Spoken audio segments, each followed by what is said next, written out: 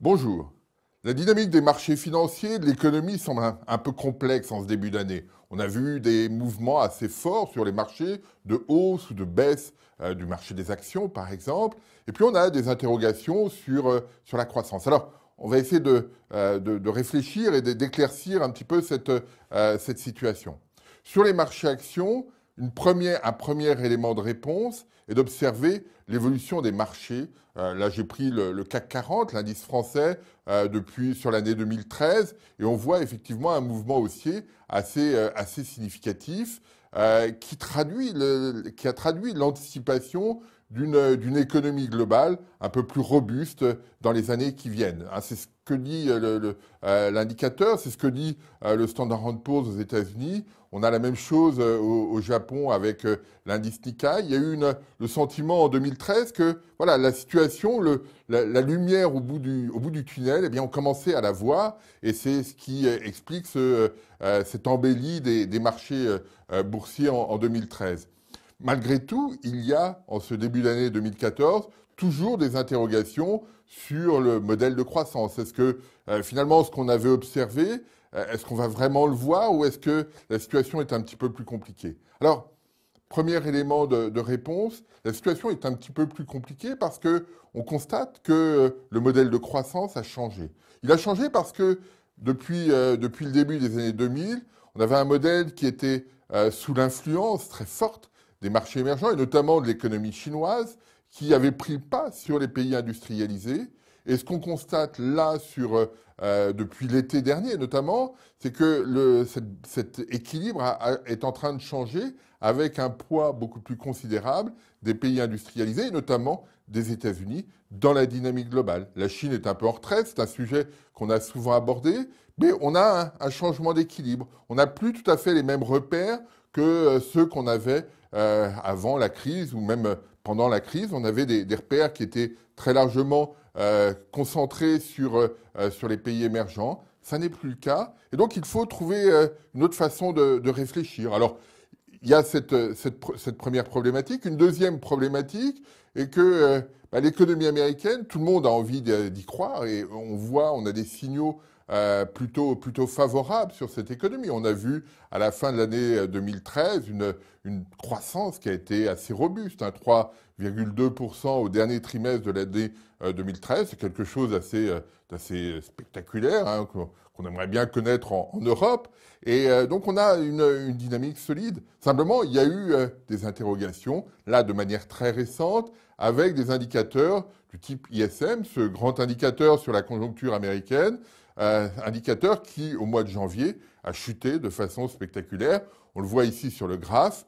Vous avez un mouvement très haussier depuis l'automne, et puis effectivement un mouvement de rupture au mois de janvier. Alors, chacun s'interroge. Est-ce que ce mouvement de rupture annonce une fragilité de l'économie américaine ou est-ce que c'est quelque chose de passager, de temporaire? Parce qu'aux États-Unis, au mois de janvier, il a fait très froid un peu partout, qu'il y a eu beaucoup de neige et il suffisait de se rendre aux États-Unis pour se rendre compte que la situation était extrêmement difficile. D'ailleurs, on l'a vu et de manière un peu anecdotique sur le marché de l'automobile. Au début du mois, il a fait très froid, le marché n'a pas bien fonctionné. Au milieu, il a fait un peu meilleur, le marché est reparti. Et puis à la fin, il s'est remis à faire froid et le marché s'est arrêté à nouveau. Sur l'économie globale, on a eu un peu la même chose. On a eu à Boston ou dans d'autres régions des températures, des situations extrêmement compliquées. Et donc, il me semble que on ne peut pas conclure sur cette économie américaine simplement au regard de cet indicateur. D'ailleurs, quand on regarde le détail de celui-ci, on voit que les entreprises ont pas produit énormément, mais ont beaucoup puisé dans leur stock. Ça veut dire que les liaisons n'ont pas pu se faire correctement. Et donc, on a certainement là un phénomène temporaire. Mais on voit bien la sensibilité des investisseurs à cet environnement. De se dire, finalement, si l'économie américaine ne redémarre pas comme on le souhaite, eh bien, quelle va être la façon dont l'économie mondiale pourra fonctionner?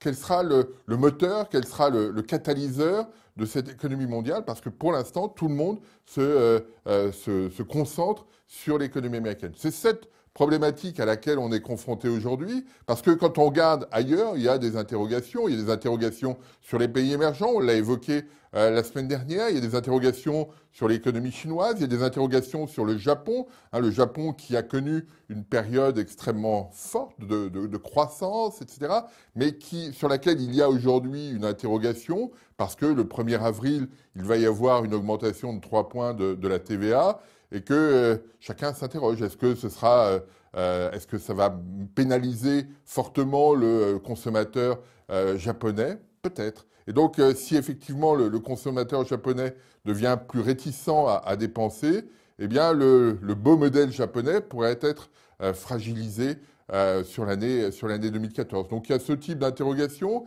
Il y a des interrogations aussi sur l'Europe, sur la façon dont la situation évolue. Alors, on imagine 1% de croissance pour l'année 2014, mais on a tous en tête l'idée qu'en 2015 ou 2016, la situation sera probablement plus robuste. Mais pour qu'elle soit plus robuste, il faut à la fois que l'économie américaine fonctionne bien et tire l'ensemble vers le haut, et qu'il y ait un certain nombre de questions européennes sur la déflation, sur le système financier, marché monétaire, qui soient résolues. Et donc voilà, c'est cette problématique-là, et d'observer qu'aujourd'hui, les marchés, les investisseurs ont modifié leur équilibre, se concentrent beaucoup plus sur les États-Unis, se dire finalement, on retrouve le modèle qu'on avait l'habitude d'avoir, un modèle tiré par l'économie américaine. Mais est-ce que ce sera suffisant? Est-ce que le moteur aura des ratés ou pas? C'est cette question qu'on se pose aujourd'hui.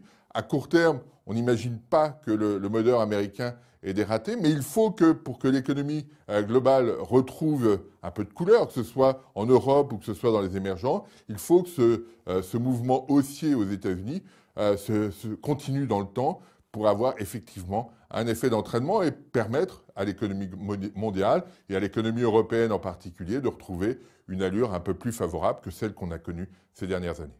Je vous remercie.